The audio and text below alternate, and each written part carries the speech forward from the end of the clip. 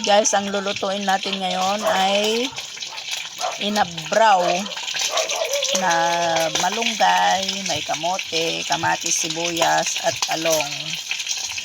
Siyempre, hindi mawawala yung sahog niya na tinapa. So, ayan, piniperito ko na siya, guys. Yung sahog niyang tinapa. So, ito yung ating dinner ngayong hapon.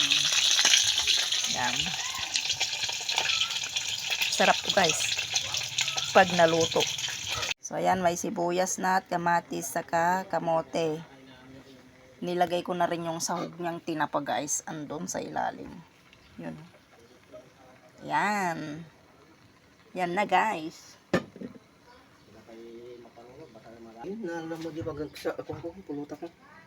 Yan o, hatiin mo na lang. Lagyan na natin ng bagong, guys.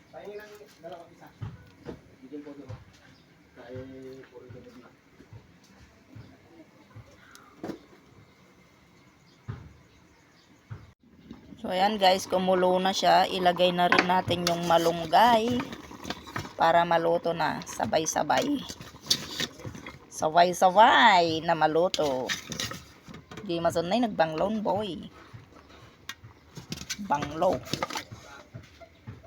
Nagbanglon, boy. Badikasya. Akasya. Takpan natin para maluto. Okay, ilagay na natin yung talong.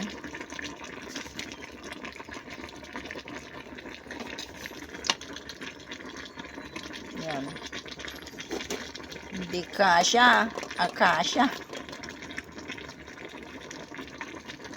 Guys, luto na ang ating inabraw na malunggay na may talong at saka kamote, guys. Ayan na, yummy.